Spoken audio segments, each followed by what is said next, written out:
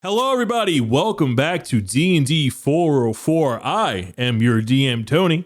And join with me today are the other three loiterers at my local mall, starting with the bum ain't got no job, Daniel. That's right. I am Dan. I'm going to be playing a fighter in this episode.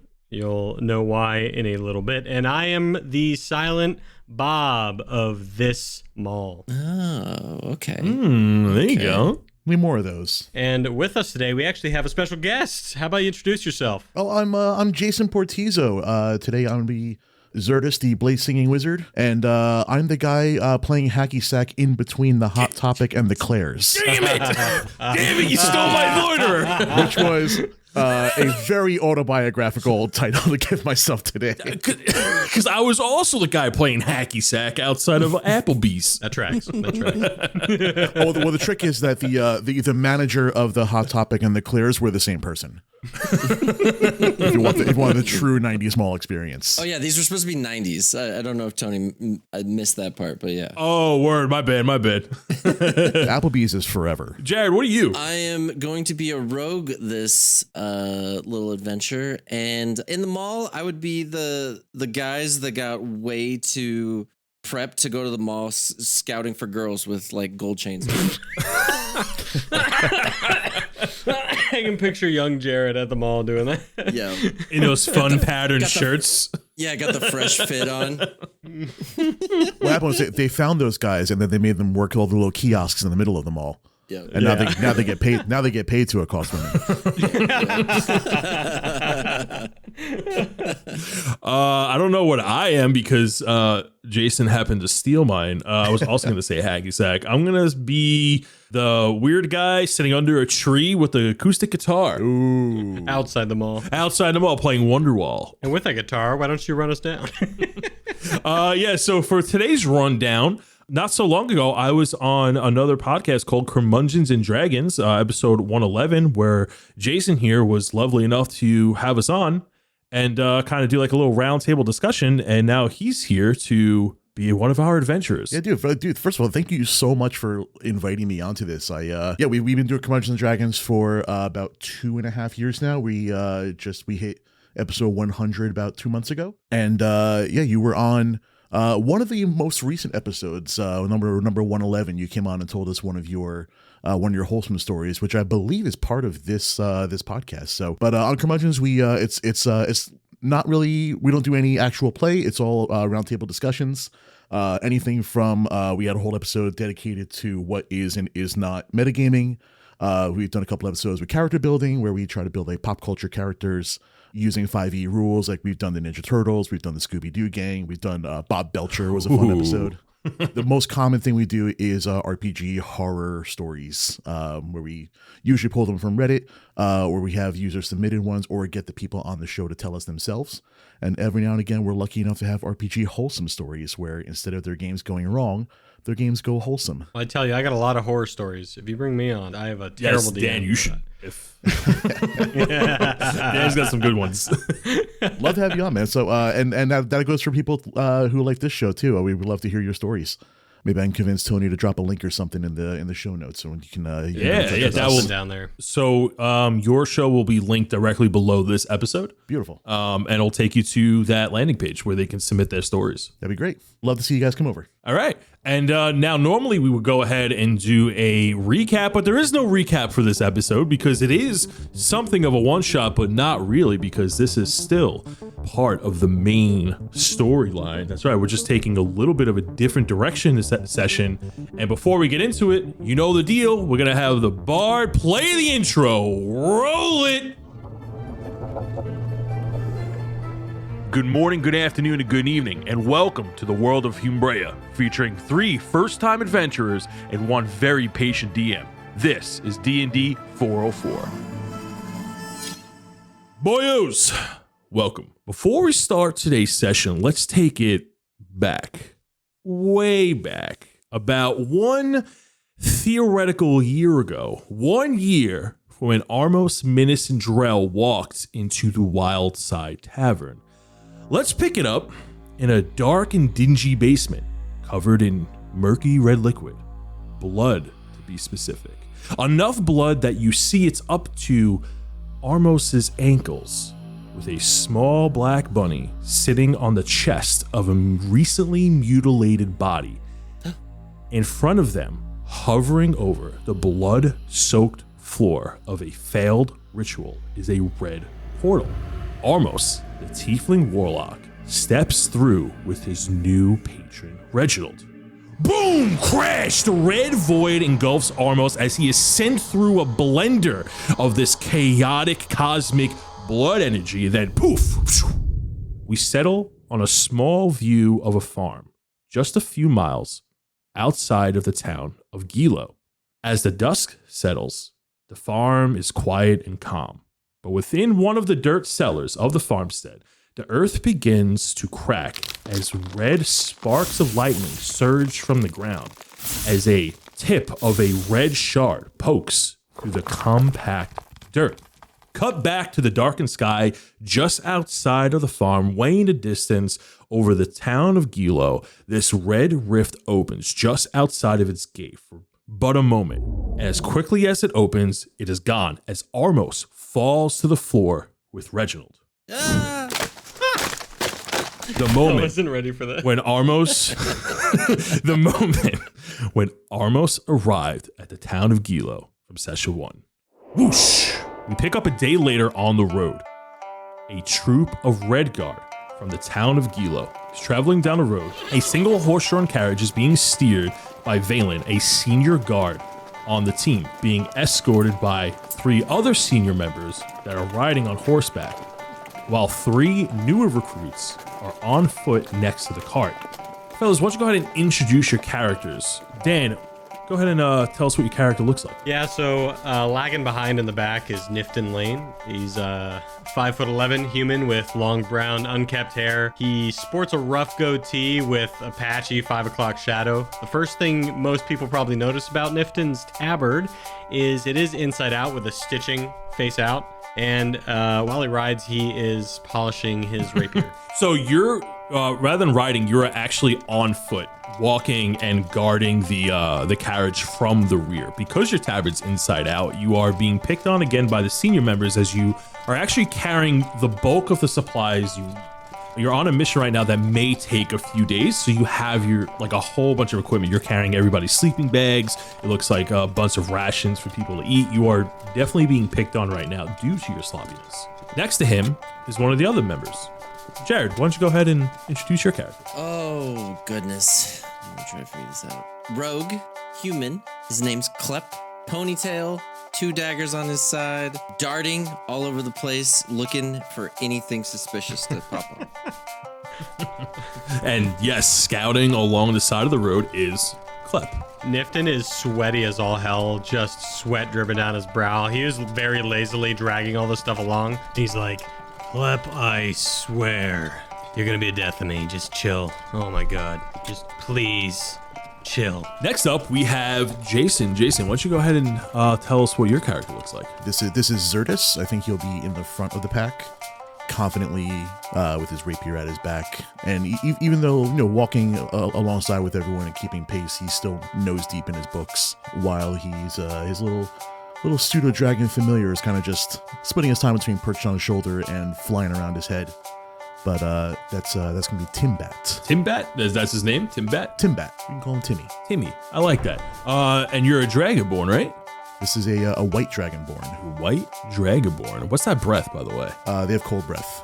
Ooh, interesting. His full title is Xertus the Warm. The Warm? Listen, he didn't come up with Missed this, but something, right? it is an earned title. Okay, and you have little Timmy, this black pseudo dragon on your shoulder, and of course he's picking on you in the books you're reading. He goes, "Why do you always have your big schnoz in those books?" Because if I don't keep up on my studies, I end up sounding like you. Oh, I'm sorry. I'm not used to this pollen over here. I'm used to sitting on piles of gold. Now I'm sitting on your musty shoulder. Yeah, we'll get used to it, bud. This is actually a very good moment here because Xertus is the only recruited wizard to the Red Guard chapter in Gilo. When you take a look around, it is mostly fighters and rangers as a part of the group. So there are 4 other members that are your senior guards. You take orders from them, and then the captain, who's not here at the moment. The 4 additional guards that are riding the horses. One of them is on the horse carriage, guiding that horse. You have Valen, which is a half-elf. You have Orin, which is a half-elf. You have Muller, who's a human. And you have Freeman, who's a human. And they're all joking with each other. And as they joke with each other, their jokes seem very mean-spirited and targeted towards the 3 of you. More specifically to Xerxes, because he always has his head in the books. He's also the newest recruit, and they're just giving you a bit of hazing. As your group is traveling down the road, you hear Freeman, who's taking point on horse, talk to Muller. So it's the 2 humans talking together. And Freeman says to Muller, he goes, "Hey, what's the captain going to be joining us? I know he said he was going to come around, but I feel like he should have been here by now." And then Muller goes, "Well, he had to go pick something up before he joined us. He said we need a little extra help on this one, someone to scout the area to get things that our noses can't pick up." It was the words he used. "Hey, Nifted!" Muller screams out. "Pick up the pace, come on!" What? You see that he's like not even pushing all the luggage and stuff anymore. He's blasting it with his psi powers as he goes, very lazily. So they just kind of like topple over 5 feet, and then topple over 5 more feet. "Yeah, I'm working on it. What's up?" "My wine better not be broken when it gets to the farm." "Yeah, no, it's fine. It's gonna be fine, I'm sure." And I look over at one of the swords that's now chipped. You see one of the wine bottles is broken, is now leaking through one of the boxes. Freeman slows down his horse to get the 3 of you together. "All right, rookies, we're going to the Bernsely Farmstead. We got reports that there was a disturbance and a possible blood or vein discovery.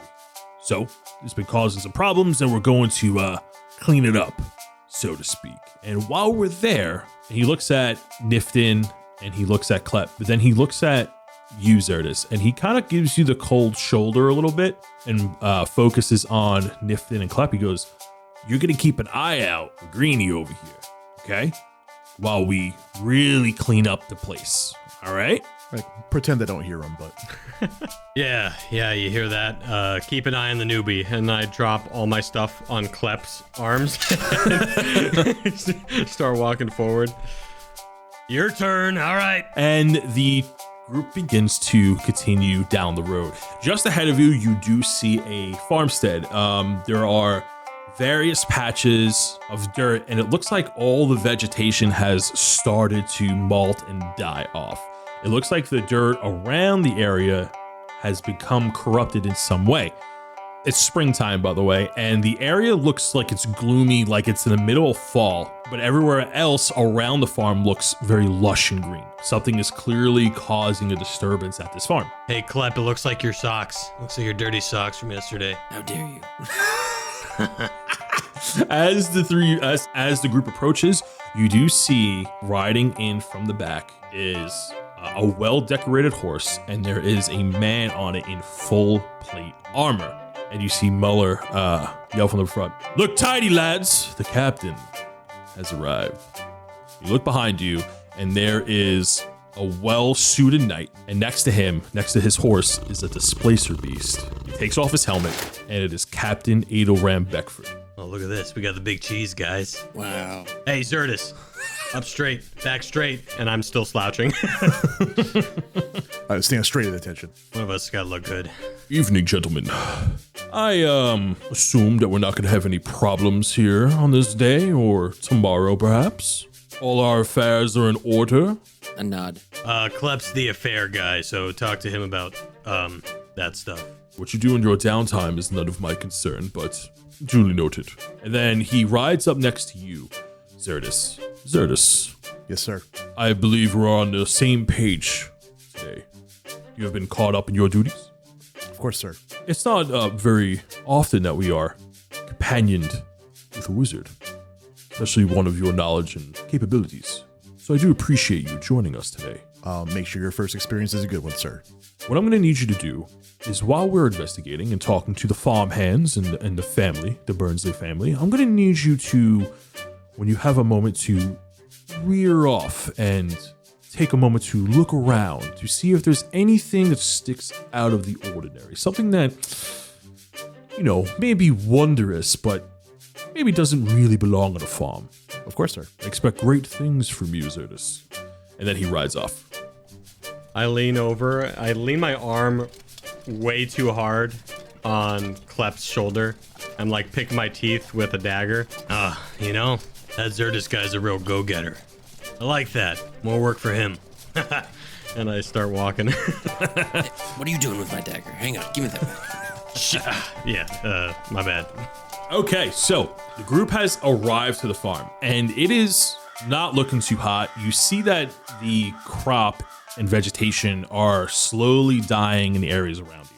There are 3 main buildings. There is a well in the center, and it looks like directly ahead of you is the main farmhouse, and then there are 2 smaller houses that look like farm hands stay in, and maybe one of them looks like it's mainly used for storage and extra things. And you see that there are various humans and half-elves walking around trying to salvage whatever vegetation is salvageable that isn't completely rotted away. You see that a lot of them are panicked, and the main family, the Bernsleys, are actually dwarves. And they see that you ride up, and you see a middle-aged dwarf come out of the house. And he goes, "Oh, but Meriden's beard, thank you! Thank you for coming!" And he rushes over, and he stands in front of Adoram, the captain. And he goes, "Thank you so much! Thank you! We've been... the strangest things have been happening."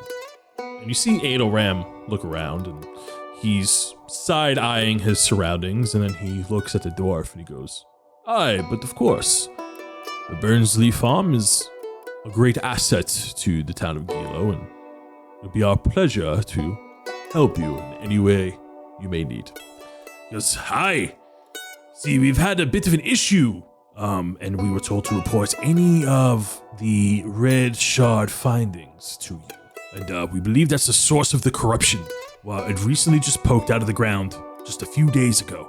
Not really sure where it came from, but it appeared in one of our cellars." And Adoram goes, "Aye, Nifton, why don't you go ahead and set up our supplies and make sure all our trinkets and baubles are in order." Aye, yeah, I'm on it. That's my job. Yep, got the right guy. Klep, I'm gonna need you to get me a head count of all the farm hands. On it. Zerdus, Yes, sir. just go ahead and survey the area for me. Of course. And then you see the 4 senior guards without an order kind of disperse and take notes, and they're surveying the area on horseback, patrolling it, just eyeing anything that may pop out at them. Adoram gets off his horse and he approaches the dwarf and he goes, "So, has anybody been hurt or troubled or perhaps even slain since the shard, you say, has appeared?" He goes, "No, lad, but we've had some disturbing occurrences." Points behind him, and there is a dead pig in the middle of the road. And it looks very withered, very gross. It looks like a lot of it has like etherealized away, and there is a bit of red dust coming from its body. Ever since the shard appeared, we've been getting a lot of these dead animals coming onto the farm and then suddenly dropping before they can make it inside. It looks like they're trying to go inside the house, but they seem to drop right before they can cross its doors. And of course we stopped them, and then some of them we've also had to put down. And then once they get put down, they seem to dissolve. It's the strangest thing. And well, this pig just came today, and we were hoping you would come in time. And here you are. Can't say I've seen this before. And Adoram gets off and he goes to look at the pig. I am right next to him now. Just abandoned my job. I was like, oh my God, something interesting finally. I'm right next to Adoram. I'm kneeling down next to the I'm pig. gonna follow him also. I walk up to him and just tell him, looks like 13 and 1 dead pig. Aye. Zerdus? I'm gonna ritual cast detect magic. Yeah, so as you go ahead and detect magic, what does that do exactly? Duration is up to 10 minutes. For the duration, you sense the presence of magic within 30 feet of you. If you sense magic in this way, you can use your action to see a faint aura around any visible creature or object in the area that bears magic, and you learn its school of magic, if any. The spell can penetrate most barriers, but it is blocked by 1 foot of stone, 1 inch of common metal. The school is unknown, but you do see a large outline of a massive shard below you, as if it's through the ground. The building to your right, from where the location is, you can assume that there's a cellar, and that's where the shard is originating from, in this basement. And it's rather large. The outline looks like it could be about 10 feet tall, sticking out of the ground. You're not familiar with the school of magic, but it is emanating something evil. Okay, and nothing on the pig then. The pig itself, you do also get the same familiar, fleeting feeling. It is an extension of the magic you are detecting below the surface. Sir, the pig seems to have some sort of magical aura around it, but more pressingly, there seems to be a much larger presence, possibly beneath the house. Do you have anything about its size?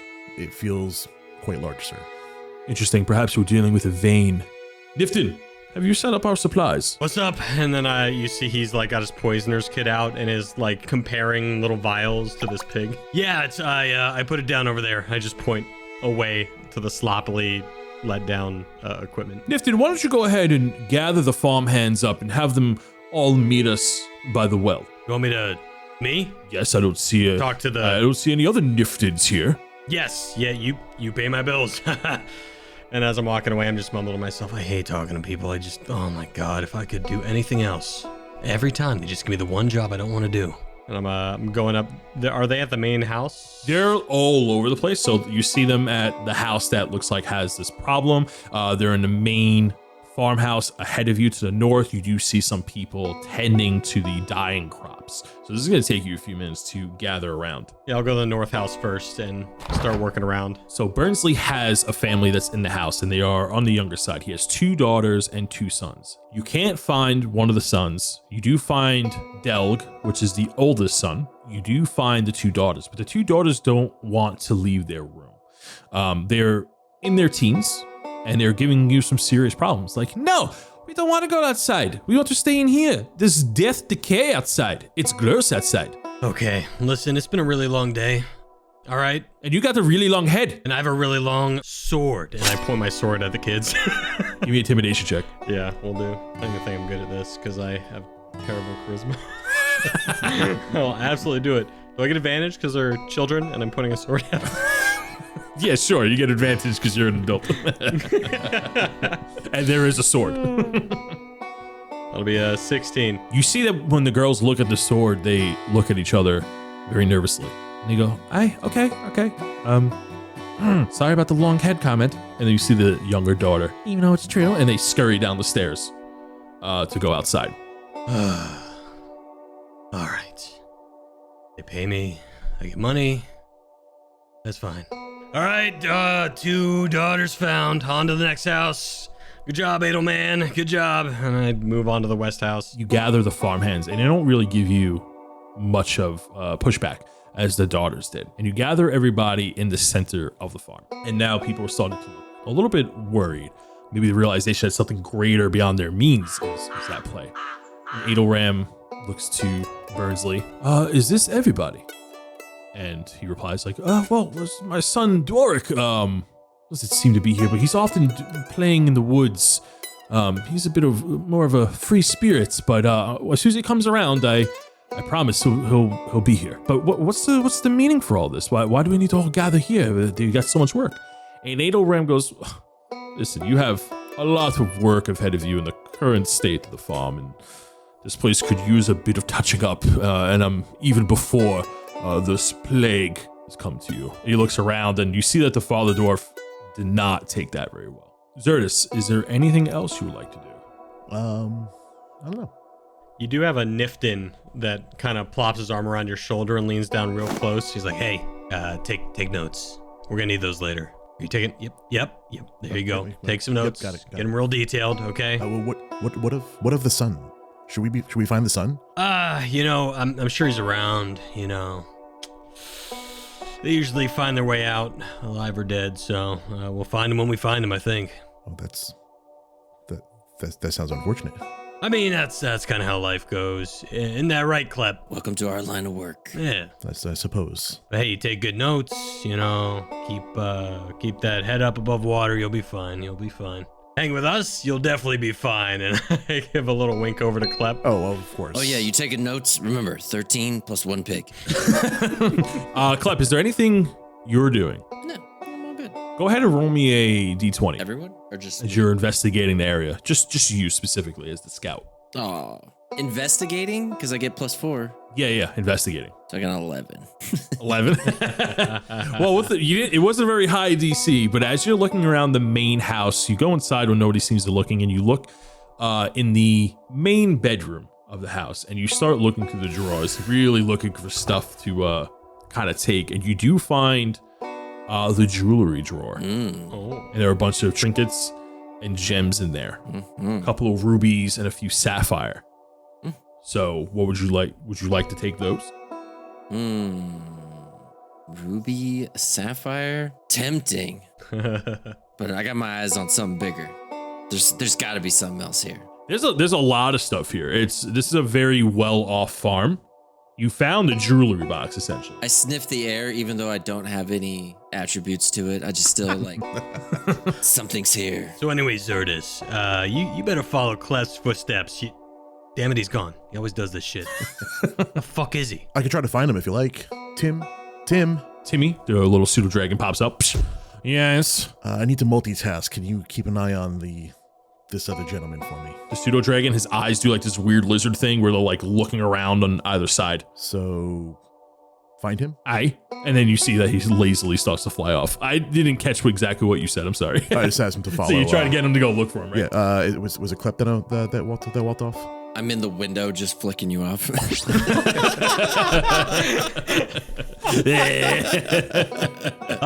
that's Klep. And I can see through the familiar's eyes. It's just like, he's nearby. He seems to be giving us a gesture of some sort. Oh, I know that gesture well. Yep. All right. But he seems well, if that's what your concern was. No, I was not concerned. I just hate when he does this, Okay, I'll just add it to my notes then. Yeah. That one actually maybe leave out. Don't leave that one. Leave that one. Well. No, cross that out. Yeah. Grand gesture. Increasing. Nope. Severity. That one's just between us. Just between us. Got it. Start sauntering off. You hear Freeman coming from more towards the entrance of the farm. Heads up, lads! We got a visitor. And from the main entrance, you see an animal on all fours limping slowly down the path. And it is a wolf. The wolf looks very decayed. It looks like it's been dead for quite some time. And it has very long, drawn-out howls and barely snarling along. And it's limping, and it moves forward. And it is heading in the direction where the pig is. It's within 30 feet? It will soon be, yes. Okay. So my detect magic should still be up. Yeah, so everyone's just going to watch it do its thing. I get my shield out and my rapier. I'm like, this might be fun. Yeah, if it's getting close to Adelram, I want to, definitely pounce on it. I'm more studying it at this point before getting on defensive. I'm ready to pounce it. So this wolf is very slowly walking down the path, and it walks through the crowd of people, and it walks right past Adelram as the group of you are kind of just huddled together during the conversation.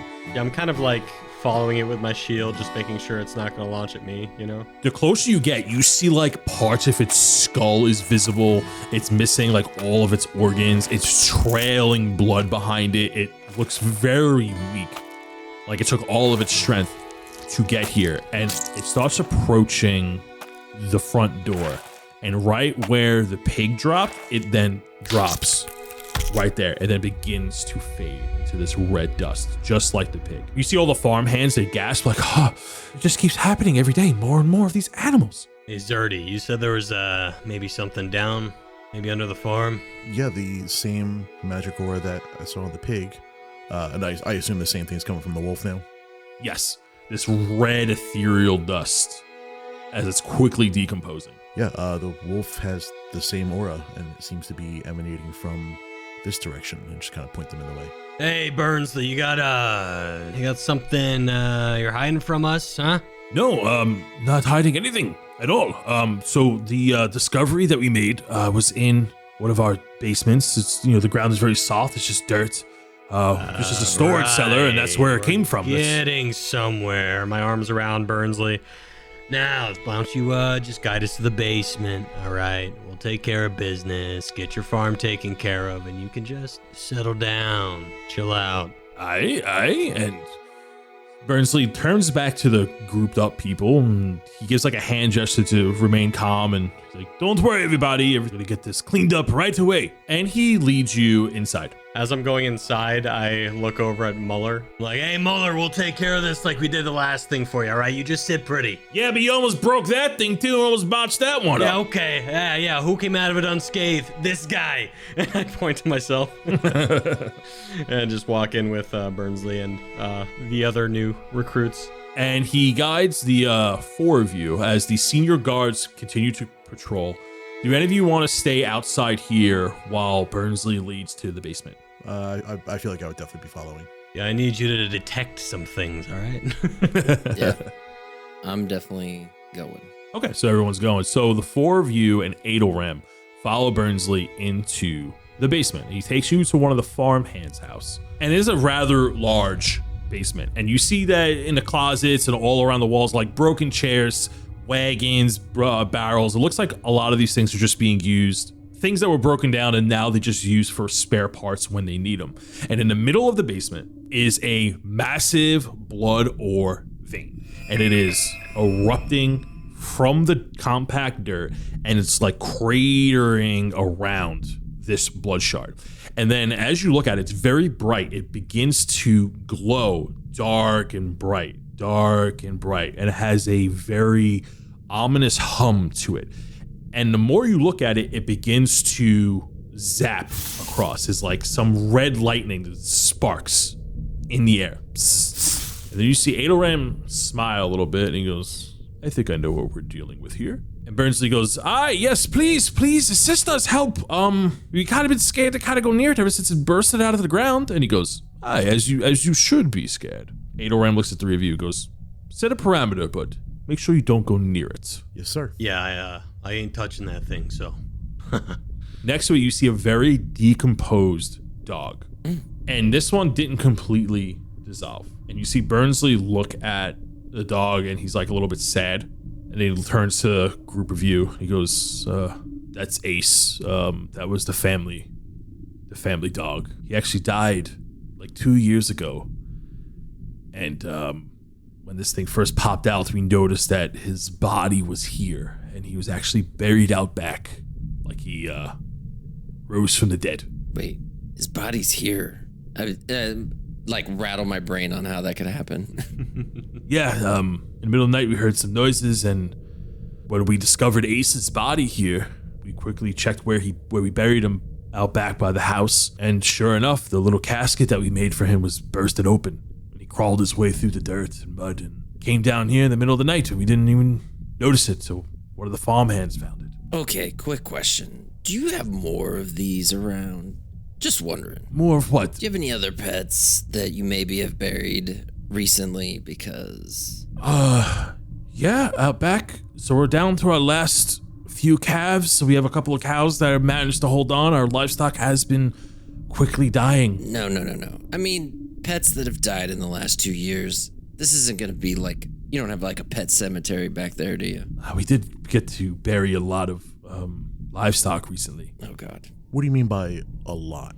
Well, we had 40 cows, a couple of bulls mixed in there. We had a few chickens. I imagine we took out a few coyotes, throughout the last week or so. We kind of left those for dead, but we buried the livestock out back. In the last few days. I start to listen for anything coming down the stairs or commotion going on upstairs. At that moment, you hear a shriek from outside as the daughters go, ah! It's like, no, they're kind of gross. And you see the father, he goes, Mora! And he runs up the stairs and he runs out of the basement. Hey, Adelman, you can keep looking at this if you like. We can take care of this stuff outside. You know how we do. He puts his hand in front of you as you go towards the door, and he goes, give it a second. I want to see what happens. Oh, well, okay. Hey, you're the boss man, so. Zerdis, why don't you go ahead and study this thing and let me know what you find. I would love nothing more than to study this thing. It's fascinating. While he's studying it, I look at Adoram and I'm like, this is double, I hope you know. This wasn't in the details. Your orders are what I say there are, Klep. And if you like to live lavishly, you'll listen to those orders. I got my arm around Zerdis again. I'm like, all right, yeah. See, this is where the Orvane usually starts. And I am giving him I don't know a lot about the magic, but I've seen it before. So I'm gonna try and give him a help action on anything he might do. Yeah. To search. Go ahead and give me an Arcana check, Zerdis. And as you go to get closer to it while you're investigating it, he goes, don't get too close. Keep 15 feet away from it. Trust me on this one. All right, you know best. Just back up a little bit, Zerdy. All right, back here. Oh, yeah, of course. While they're investigating it, I take one of the bones from the dog and throw it at the blood shard to see what happens. You rip off. I love that you did that. You rip off its leg as you're reaching for a bone.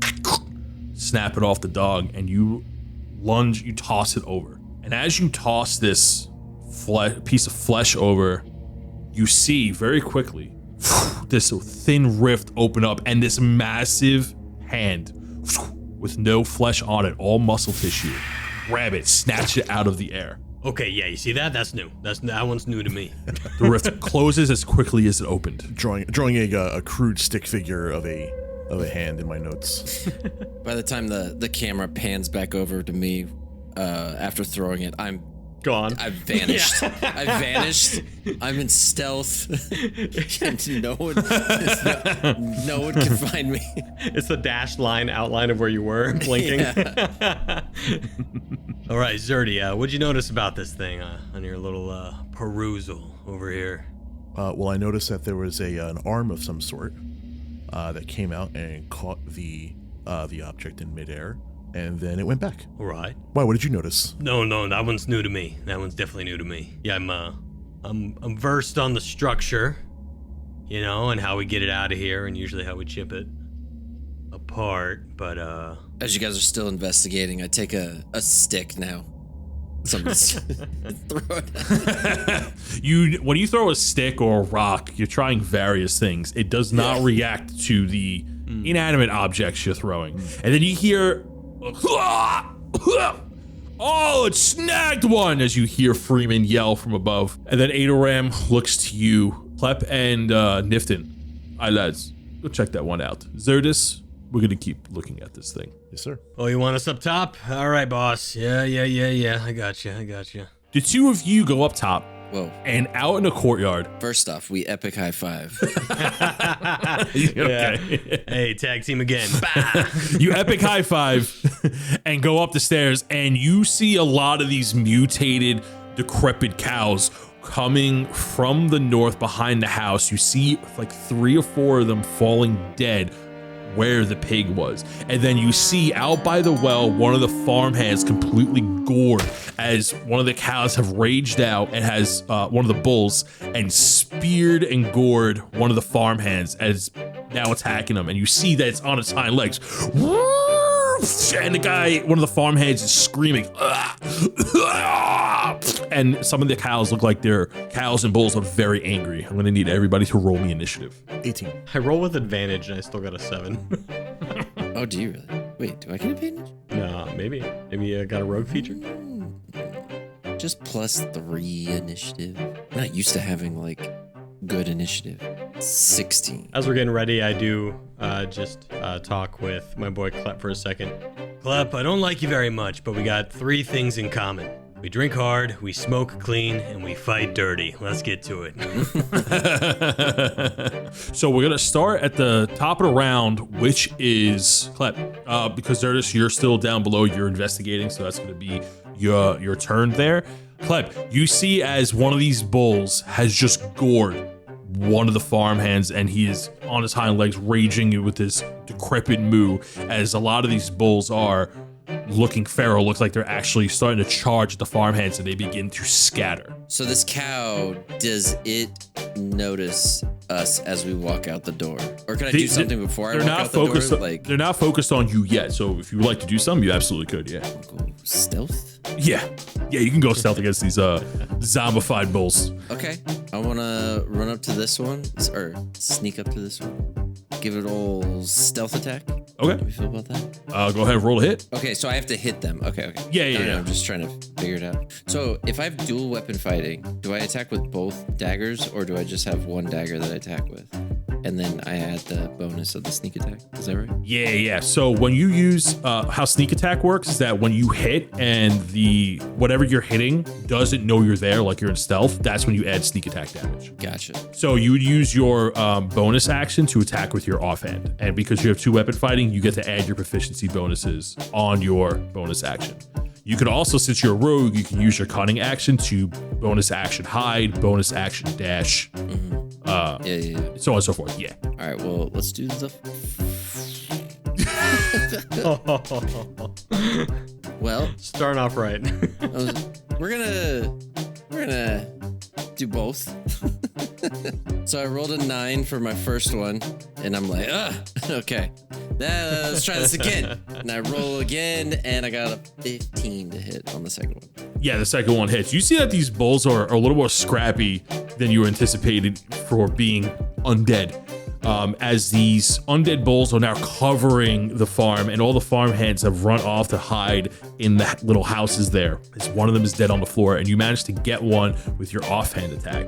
How much damage did you do? I rolled an 8, I guess, for damage, and then I rolled for my sneak attack 10, so 18. You stab this thing right in the side of the head with your dagger, and it drops onto the floor. They are very weak. Their skin is very mushy. It looks like they're decomposing right before your eyes as you can easily like get a headshot on it. Drops as you deal 18 points of damage to it. First try. As you see another one come from the hay bales behind you, it is now looking at you. It's like limping towards you. It's right next to you. We're gonna move to initiative. Oh, you're initiative 7. We're gonna move to that cow. The cows and the other senior guards are all gonna go on initiative 10. And you see that one of the bulls next to you, Clep, is lazily attacking you. This one is very weak already. It's like stumbling as it's trying to gore you. I rolled a 4 as it like, and you just like lift my leg. Yeah, exactly. You lift your leg out of the way. It just kind of like trips in front of you. You see the senior guards take out 4 of these cows as they're riding around on their horses. They're very easy to hit, but you see that the cows are focusing on the farmhands. And you notice that the senior guards aren't really helping the farmhands. They're just kind of attacking the cows closest to them. We're going to go to initiative 7. Nifted. All right, now we get to do something fun. I get to unwind a little. And I just have my shield and my rapier, and these things just look easy peasy to me. So I'm just going to just standard attack them. I'm going to do my first attack on the closest one to me to the south, and that is a 15 to hit. That does 7 points of damage, and I'm going to use one of my features as a Psy Warrior to add another D8 to that damage of force. Drops. You notice that like when you go to stab them, you don't even need that extra psionic power. They're like kind of running into your blade. Oops. Yep, and then I'll slash through that one, slash through the cow south of me as well, or try to with my second attack. Drops. And I'm just gonna end my turn there.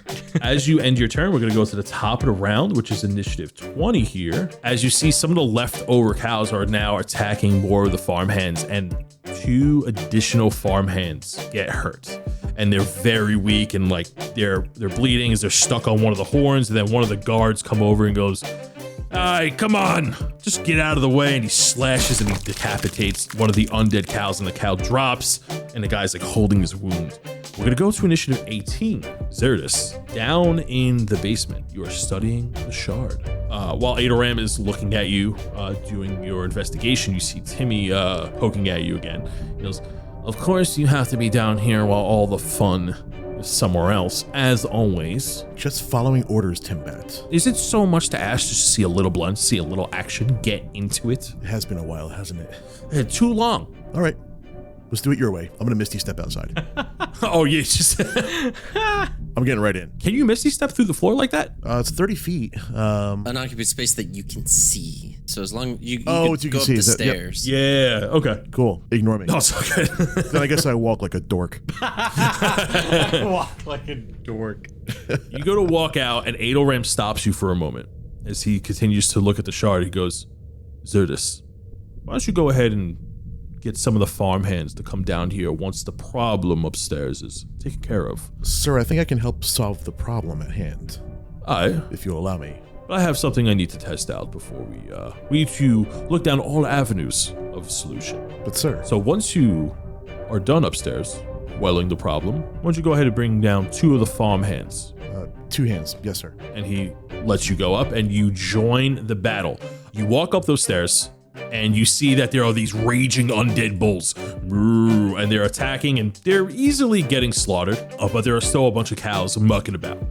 So I'm gonna let you go ahead and just take your full action here. Yeah. How many do I see? 1, 2, there are about 6 cows left. There are 3 coming from the north and there are 3 additional ones coming from the northwest side.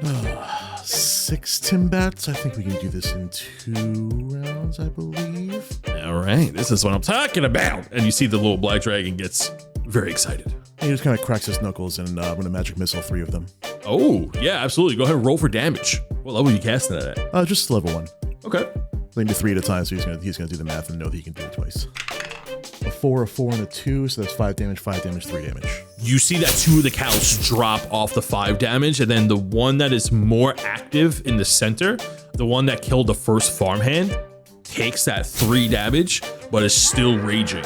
When you look at that one, you notice that with the 3 damage, that one is a bit more sturdy than the rest. Its eyes are bloodshot red, its horns are crooked and distorted. Rather than decaying like the other ones, this one seems to be mutating. I thought I calculated that better. Been a while since that's happened too. Hey, you got 2 of them though. Hey, I like you. You're having fun, right, Zerdy? I look at him like kind of cold eyes, and just the fun is just starting. Yeah, that's what that matters. Right. I'm gonna like you a lot better than that guy over there. You see Mr. Hyper with his daggers. We're gonna go to initiative 16, which is Klep. Sorry, this battle's just a little boring. As I step over the cow that tried to get me, and then all of a sudden arcane bolt? That I just did those magic missiles. Magic missile comes and hits it. I shoot him a glare because I was gonna get that one. You see me laughing. Apologize if I'm too quick for you. Run over to the next cow within range and give him the old 1-2. Yeah, there's one that's like leaning on a tree stump, and it's like kind of just going in circles around the tree stump. And you see that like it's dragging its intestines, but it's like chasing one of the daughters around in a circle. Right, that's my target. So I rolled a 21 to hit, and then my other hit is a 15. Oh yeah, those are both gonna hit. Yeah. And then the damage on that one, it was 6 and then a 12. Yeah, 18 points of damage. You stab this thing right through the eye, and it seems to just walk through your blade as it continues forward, and then it just falls in place, falls onto the floor. I did all that while looking at Zerdis. Excellent. You got one. Yeah, I like that spirit. We're up a point or 2, aren't we? Yeah. Cool. We're gonna move to initiative 10, which are these other cows. As you see Muller slice the one in front of him while he's on the horse, and then hops down off the horse after he kills one of the undead cows and walks over to the one that's raging. The one that you noticed was mutating, Zerdis, as you magic missile it. And he's like laughing, he goes, check out this one, guys, as he spins his claymore in his hands, and he goes to slash at it. And as he slashes at it, it looks like its intestines spew out and catches the blade in midair, almost like an extension of its body, like an extra hand. Its organs catch the blade as the cow begins to move and jut in very ominous ways. You hear the bones cracking from what's inside its body and its flesh tearing and mutating, and it's become bigger. A former shell of what the bull actually looked like. It looks like it's evolving into this ball of flesh that loosely resembles a cow. And you see that it's becoming bigger and it's raging, and its moos are echoing with this hollow dissonance, and it sounds very demonic. And its eyes are now blood red. It gained doubled in size. It's like... In my notes, I'm crossing out the crude stick figure cow drawing and redrawing it twice the size. But you see this larger mutilated cow that is now towering over Freeman and is now attacking him. And you see that as it catches the claymore, you see that with its free hand, then sucker punches it and slashes up its chest and through his face. And he is now bleeding very badly as he takes a step back, and he looks very messed up. And you see Freeman goes, Nifton, do something, do your job for once, as he's covering his wound. Hey, I'm doing my part, all right? I'll be over there in a second, pretty boy. And I bonus action put a bunch of poison all over my rapier, and I look over at Zerdy, and I'm like, all right, Zerdy, this is how we do it here, okay? And then I saunter, I barely even run, right? I just kind of saunter over to this bull and start attacking. My first is a 26 to hit. My second attack is a 11 to hit. That will miss. So it takes 12 damage, and then it has to make a Constitution saving throw of 14 or take more damage from my poison. Interesting. Wow, this thing has dirt Constitution, and it got a natural 20. All right.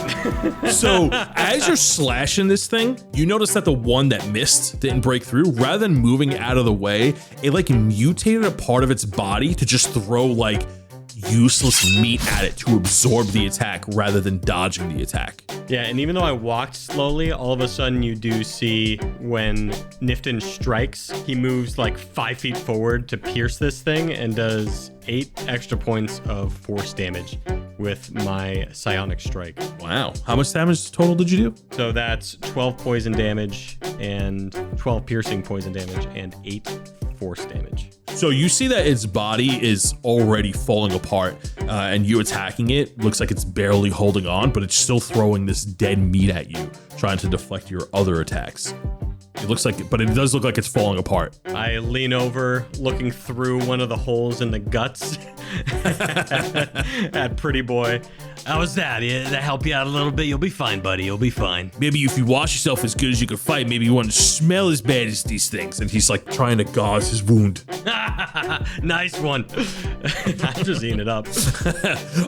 We're going to go ahead and move to initiative 18, which is Zerdus. So the big one is the closest one to me now, right? Yeah. Okay. The other bulls that were decaying have died off. It's now this big one that's mutated. All right, looks like a change of plans, old Tim. I'm just gonna get myself into a range here. I'm going to throw a firebolt at him. It's a 15. That will hit. And at this level, that is 2d10. 7 damage. Fire. Ooh, you shoot this firebolt. This thing was very low from Nifton's attack. The giant mutated cow is set ablaze as it begins to swing wildly. And as it's swinging wildly, while it's on fire, it begins to pulp and bubble. Nifton, you're the only one that's around it. I'm gonna need you to make me a dexterity saving throw. Absolutely. As you see Muller also about to take cover from this thing. Yeah, nat 20 for me. Ooh, perfect. As you see Muller going to get out of the way, it explodes. Its bones and blood cover Muller as he failed. And you see that it begins to like burn away as you just dart backwards. And you see that he begins to cough and almost immediately cough up blood. Oh. And it like singes his skin. He goes, gross. Oh. I just kneeled down under my shield and I just peek up over the shield lazy like, Muller, shield. Remember? We talked about this. Good point. Very good point. Point taken. And you see that he's like picking some of the loose bone out of his cheek. Ooh.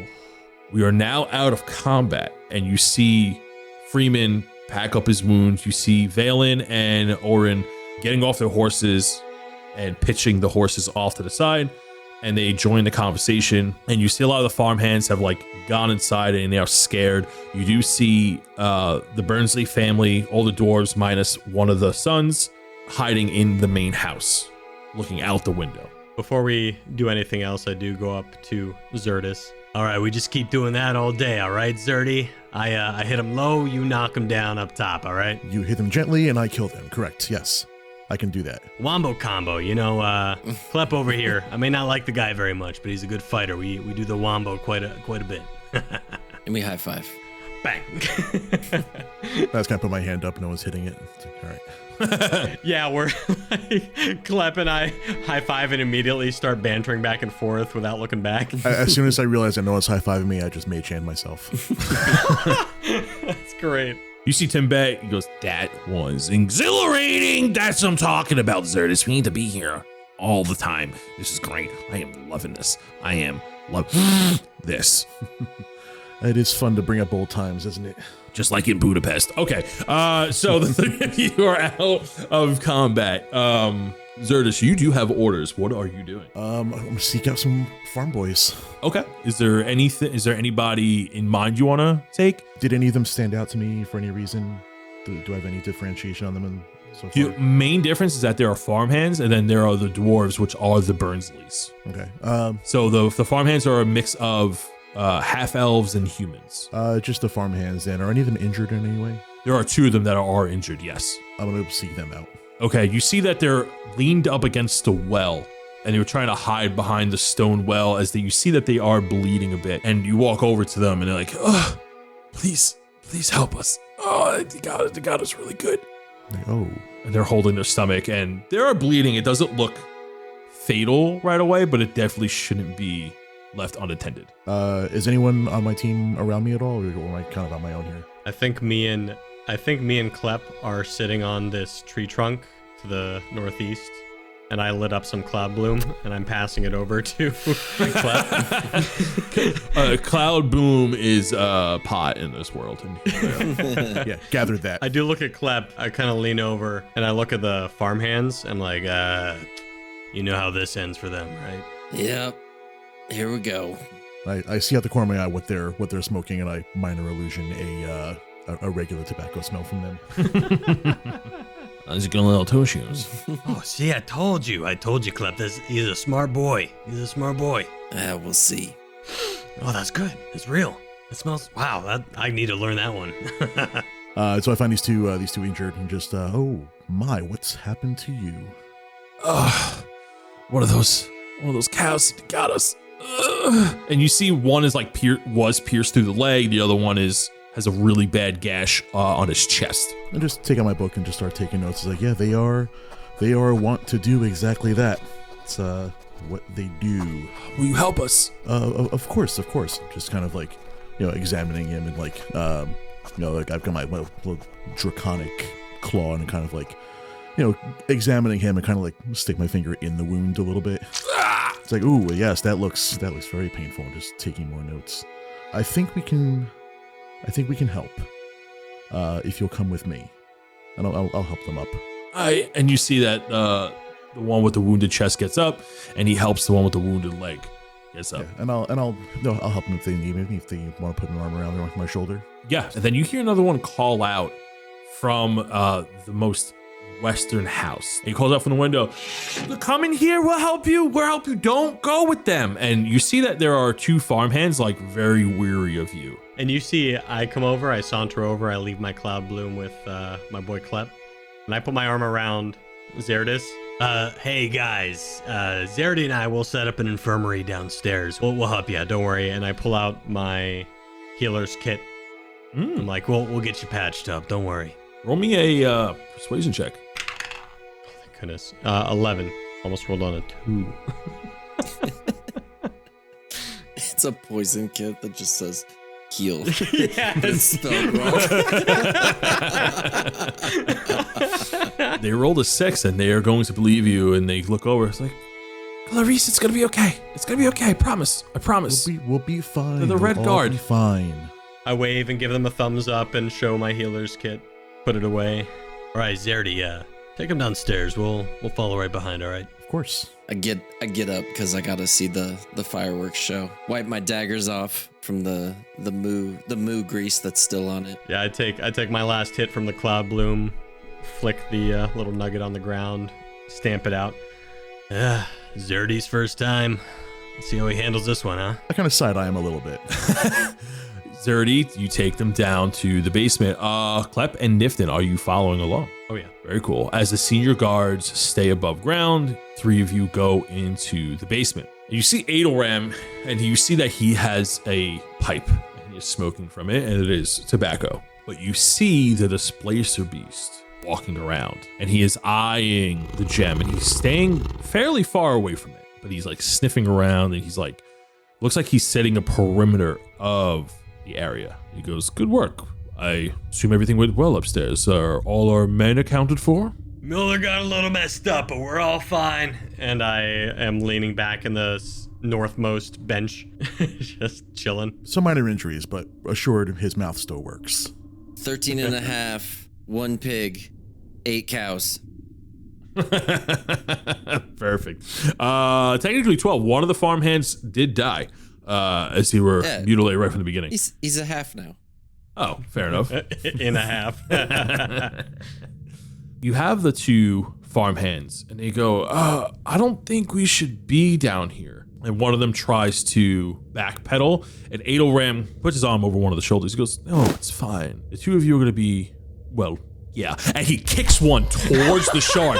Boom! As the person stumbles forward with the bum leg, and the massive flesh claw grabs, and you see the person enter this thin red rift for but a moment as he is shrunken with fear as he sees what's inside of this rift, and he turns around in slow motion. And as he's turning around, as you see the last glimpse of his face, he's turning his face, and you see one of the claws stretched by his cheek, tearing off the flesh, and then the rift closes before a yell could come out. And then you see red sparks of lightning right after the rift close. And you see the other farmhand holding his chest, and he is terrified. Adelram goes, as I assumed, it's active and quite volatile.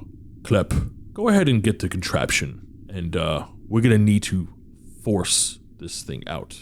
All right, hang on. One clat trap coming up. I do look over to Zerdis. I'm not like reveling in what happened, but I'm not sad either, and I am just eyeing Zerdis to see kind of how he's handling it. Expressionless, just taking notes. Fascinating stuff, isn't it? Yeah, it's quite interesting, as your little pseudo-dragon comments. Klep, as you go to turn towards the stairs, you see another farmhand eavesdropping as he just watched one of these people get kicked in and screams, no, and they run back up as he tries to alert the other farmhands of what just happened. Clap! Going on it.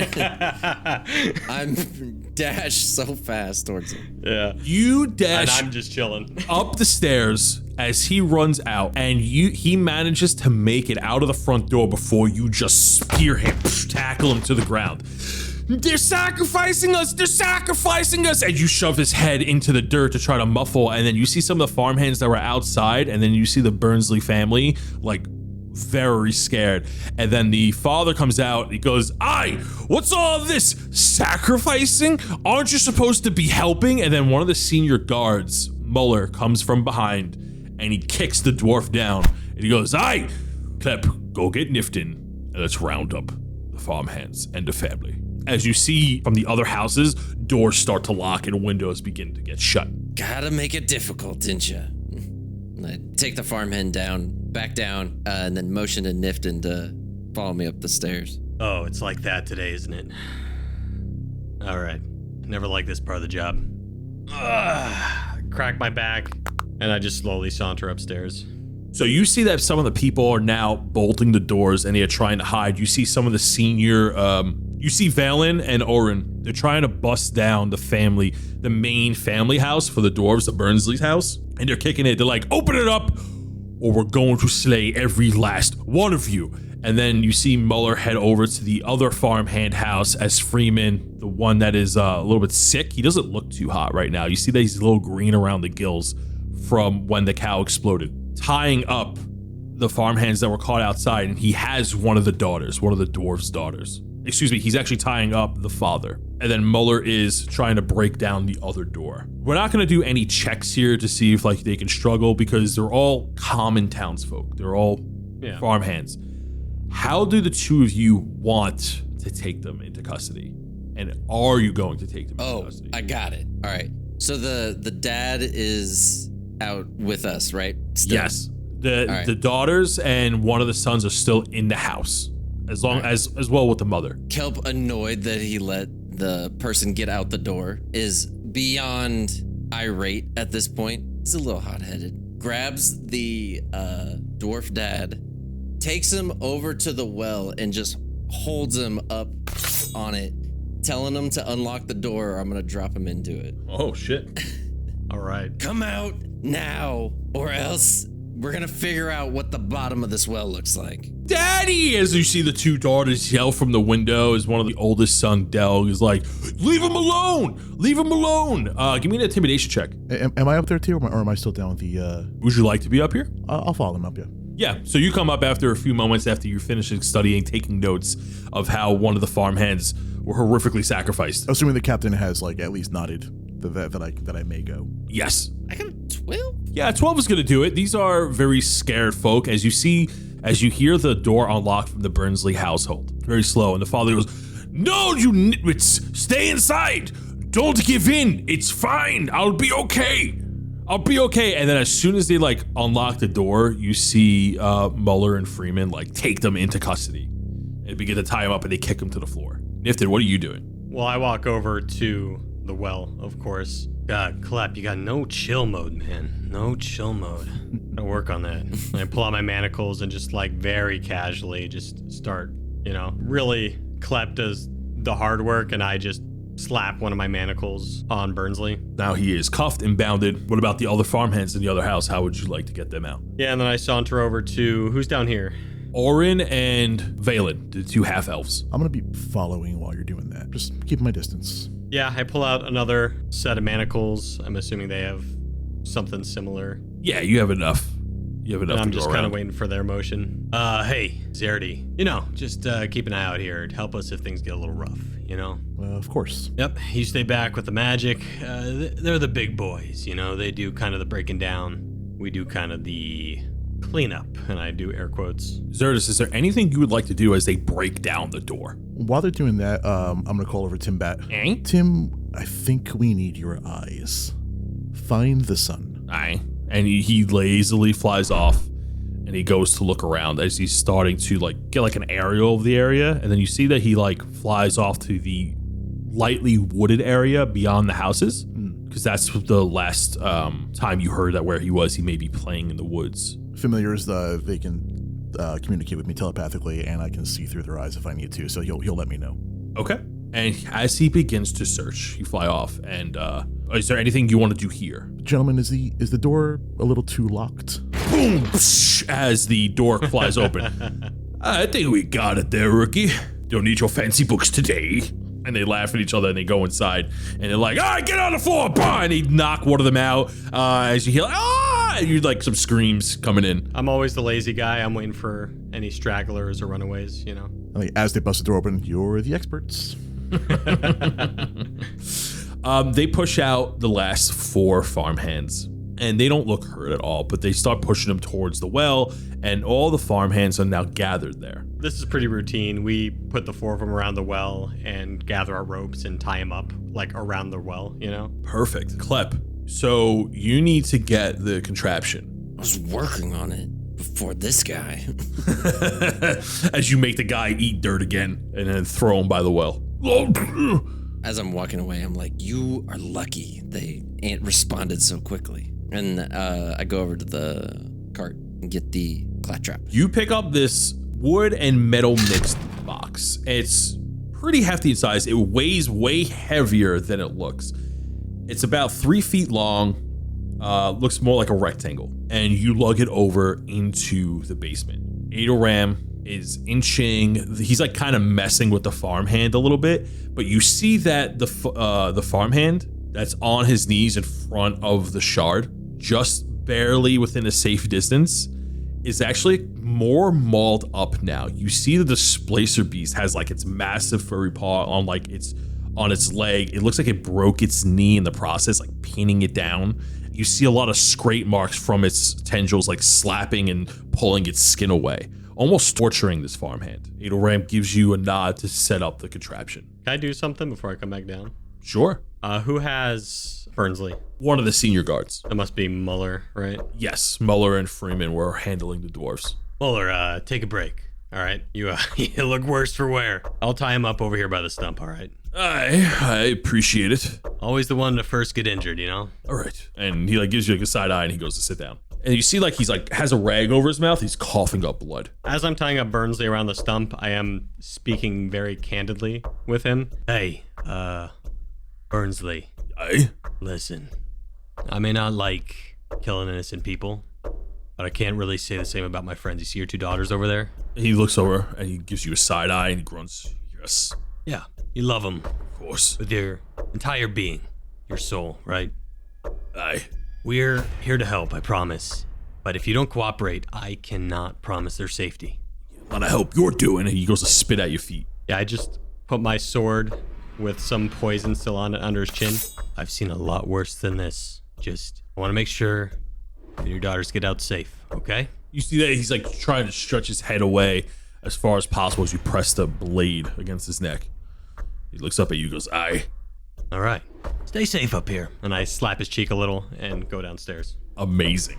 As you go downstairs, you see Klep setting up the contraption and he kicks it forward and it begins to unfold. A metal box that is spring-loaded. And once it's open, you see that there are these similar lightning sparks, the same type of lightning sparks that are coming from the blood ore vein in the center of the room. And then you notice that there is a blood shard gem perfectly crafted in the contraption, just like the blood ore vein. A low ominous hum emits from the contraption as it begins to glow bright. The gem itself looks perfect cut, like a jeweler crafted it into that perfect diamond shape, and it is dark and opaque. Adoram goes, aye, well, you boys are ready for a fight, right? Because I don't think you've ever seen this before, and it's going to get interesting. And he kicks over the farmhand, and then as the farmhand rolls forward and stumbles forward in between the contraption and the blood shard, you see a rift open as the fleshy hand goes to reach through to grab the farmhand. You see the contraption begins to buzz and fizzle as a stream of red lightning grabs the hand, and you hear this demonic shriek from the other side as it pulls the arm through the portal as the portal becomes wider and wider, and you see this realm of blood and stone and bone through the other side. I'm gonna need the three of you to roll me Constitution saving throw. I'm not on that map, so I don't have to roll that. Yeah, okay. Put me on the map, though. Oh, are you not on the map? My bad. No. There we go. Hey. Excuse me. I come in right as this happens. Oh, it's happening. All right. It's just an 8. 17 for me. You pass. Klep. You know, what are numbers? You know, I got a 6. Klep and Zertis, you two are frightened as you are now staring into this void of blood. You see this grotesque demon, nothing but skin and bone with this very elongated mouth getting pulled through. It is massive in size and it looks like it doesn't fit through the portal.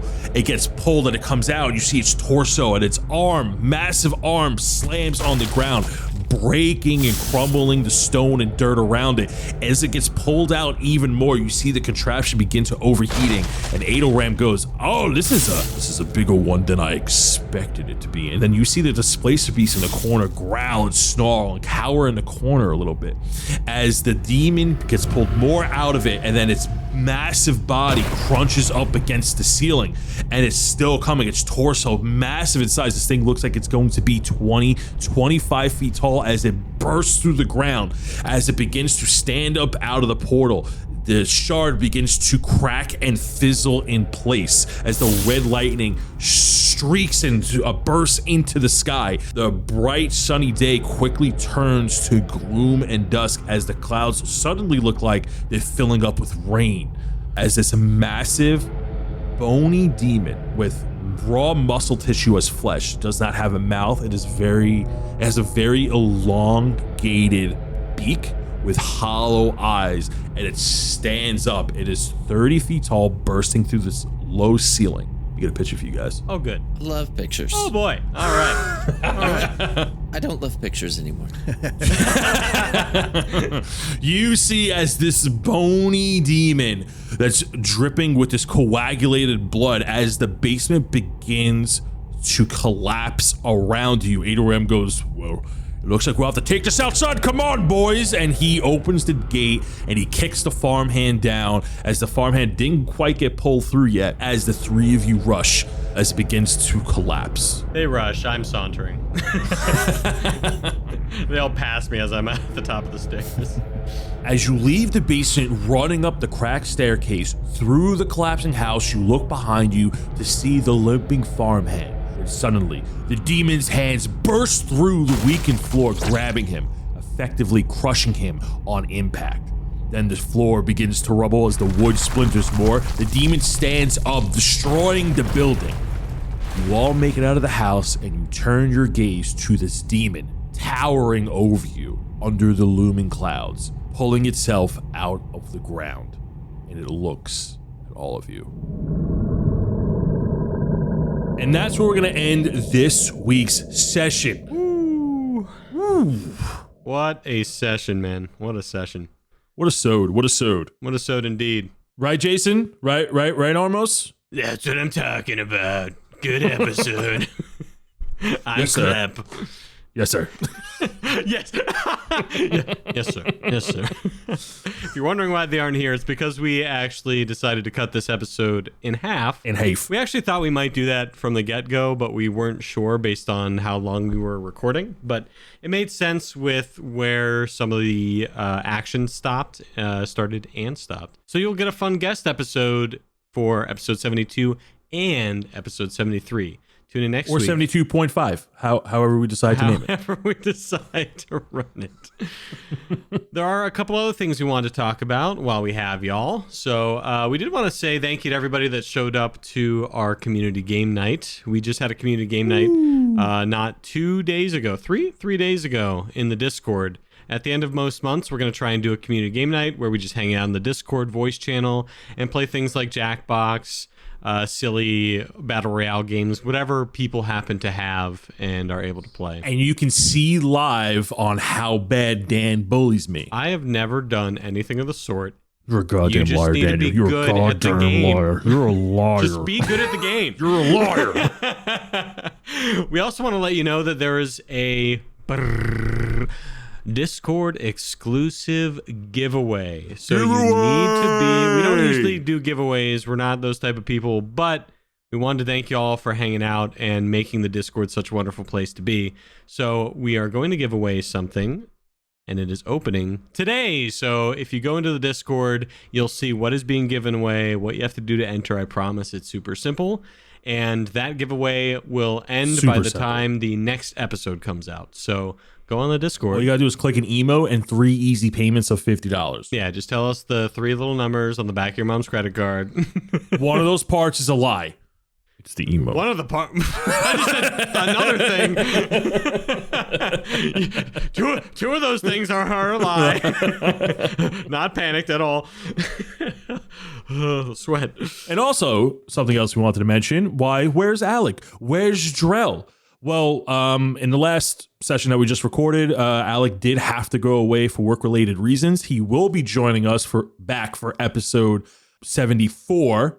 If last episode is episode 73. So he will be returning. He just had to go away for a little bit, but we cannot wait to have him back and welcome him with open arms. I miss him. I miss playing with Drell so bad. He's still in the jar though. That was canon. he's still jiggling in the tiny jar. Well, I think that's all we need to say for this week's episode. Thank you again, everybody. And how about we send it off to the Patreon?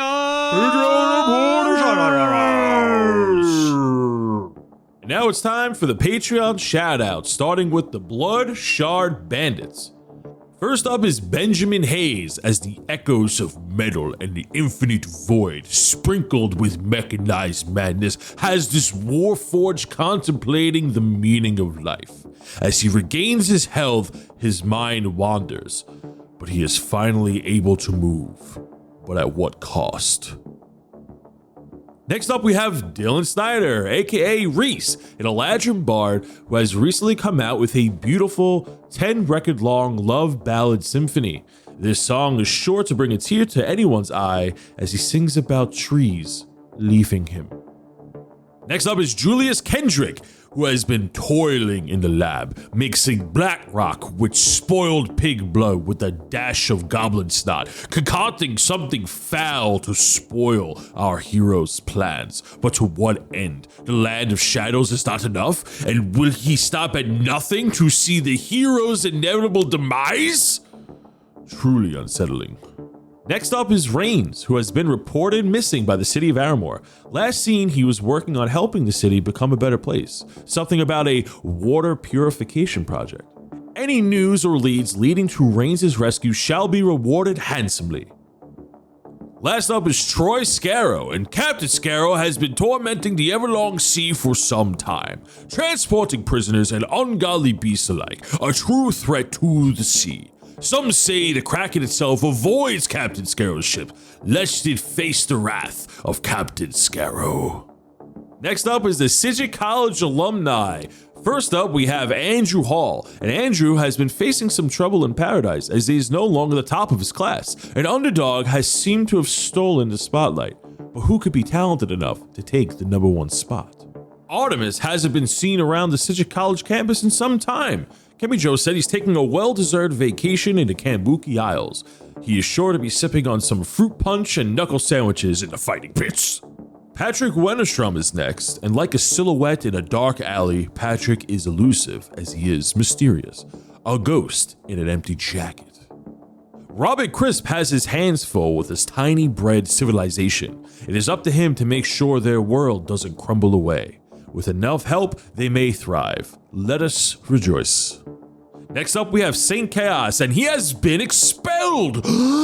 An appeal is set to be held next month to determine if Saint Chaos should be given a 367th chance to perform better at the school. Some say Saint Chaos will never change, but maybe a heartfelt speech could sway the board. Lastly, we have Warden. Renowned food critic has just visited one of the finest eateries in Aramor City. With a delightful brunch and clean atmosphere, he shares that the Wildside Tavern is a delight to visit. He also hears a real hoot at night. Now we're going to move on to Humbraya's heroes, and first up we have Abdul Rahman, and he is doing well as Dilmore's new local alchemist, with raving reviews saying he's not a jerk like the last guy. Alex Dredd is next, and he has recently taken down a roadside bandit. It seemed that they tried to take the wheel off his wagon while playing some jazz. Next up is Anthony Pizza, aka Sly, and he has been making a killing selling secrets in the streets.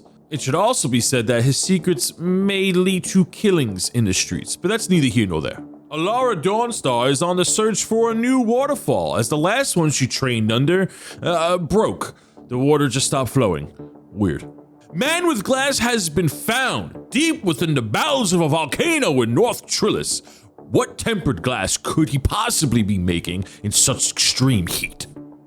Next up is Michael Sekarak, an unknown visitor of Humbraya. Who are you, kind traveler? Next we have Nufarius Ducarius, and he was last seen streaking through the streets of Aramor City, waving around a basilisk head, yelling, "It's almost like a dragon!"